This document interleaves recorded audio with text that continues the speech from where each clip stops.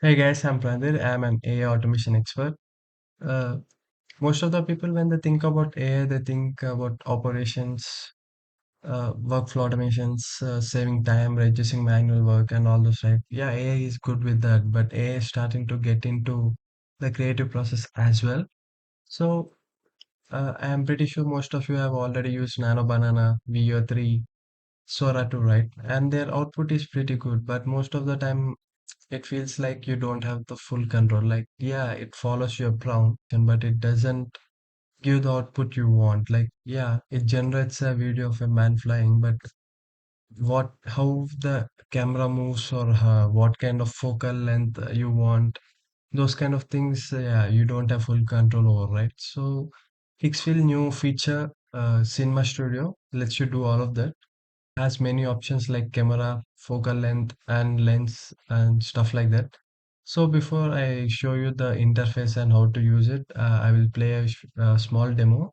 So I have zero background in creatives, so yeah, don't judge it too hard. Like this is the first time I have ever generated something like this. So check that out.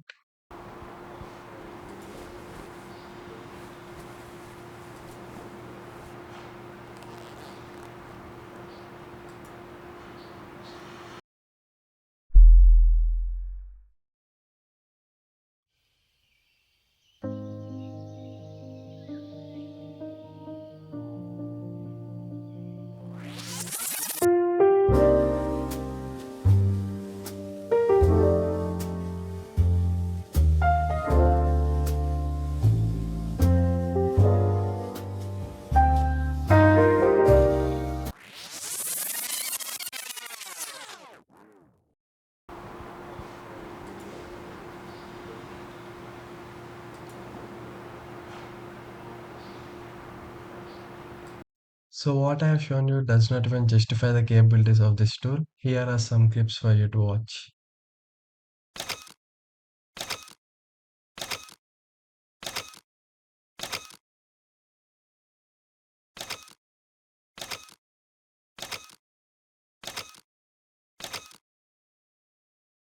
Yeah, so that was a demo. So comment down below what you think about it or how you would rate it out of 5. So before I show you the interface or how to use it, let me explain to you how these AI models actually work. AI image or video generation models are built upon something called diffusion model.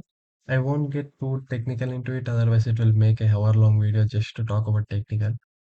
So simply explain, when you give them a request or a prompt, they'll start with a clean sheet of just pixel, nothing on them, and they'll slowly construct the image pixel by pixel until the whole image is done. So that's how they actually operate. So this is the Higgsfield interface. Now we just got to move into the new Cinema Studio option. In Higgsfield, in this new Cinema Studio, you have like 6 camera options, 11 lens options, and 4 focal length options. And based on your creatives like directions, you can choose between these options. You can generate 4 pictures at a time, and you can choose between 1K, 2K, and 4K resolution. And when you come over to the video section, you have like a movement options, like what kind of camera movement you want it to be, like a handheld, a zoom out, a zoom in, camera follow, and stuff like that. And on top of that, you can choose between the 5 second or 10-second clips. You can toggle on or off your audio if you want it or not.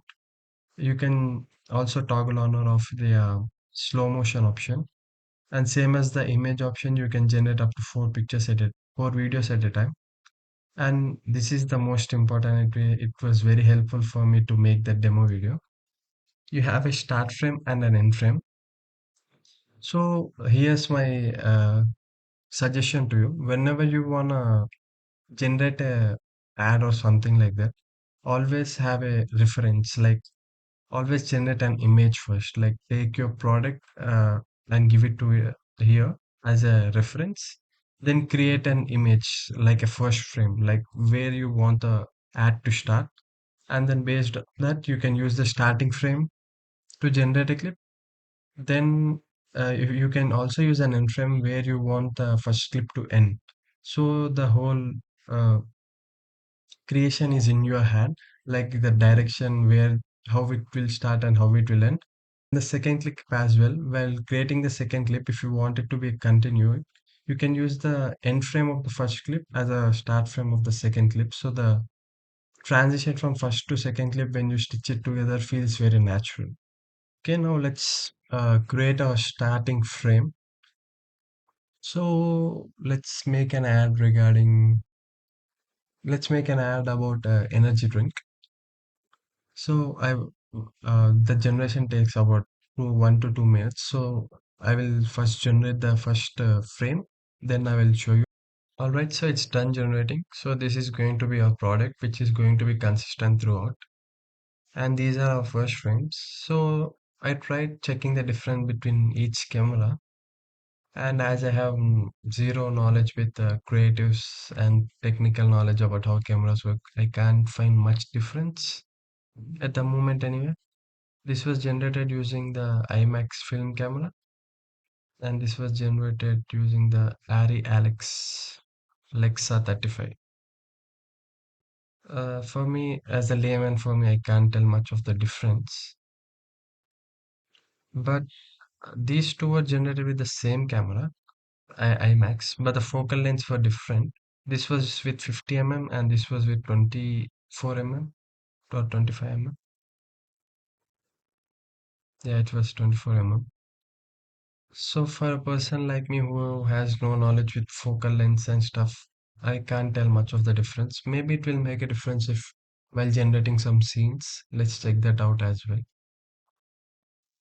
So it is done generating.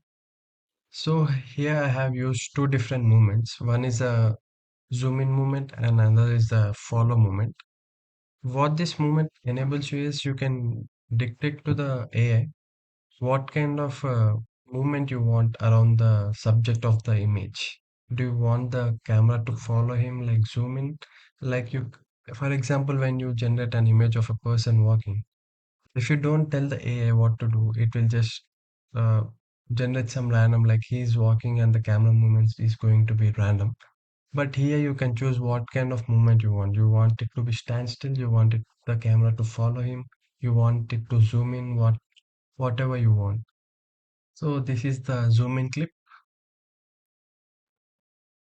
As you can see, it is slowly zooming into the product. And this is the follow movement. As you can see, as the product slowly falls, the camera is following the product as it moves. Okay, now that you have known what each movement can do, now I'll show you the how start and end frame can be useful. I'll show you generate two clips so you can see how the second clip and first clip going to match and how second clip going to start at the exact moment the first clip ended. I guess so clips have been generated. So before I show you the clips, I'll show you the starting frame and the end frame I used for those clips. So for the first clip, I have used this as my starting frame and this as my ending frame. And for my second clip, I have used this as my starting frame and this as my ending frame. So now I will show you how smoothly it transitions even if you keep it together. This is the first clip, as you can see. It starts from there and hand grabs it. And the second frame starts exactly there.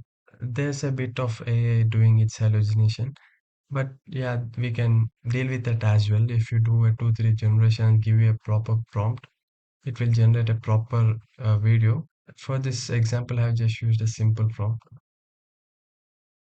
Okay, so that is my workflow in the Cinema Studio of Higgsfield. Now I don't need to jump between different tools and different platforms to generate text, generate videos, and all those stuff. Now I can do everything in a single platform. So thank you for watching. And if you are curious how you can automate your inbound leads, you can watch this video. Or if you want any custom workflows, you can reach out to me. I will build them for you.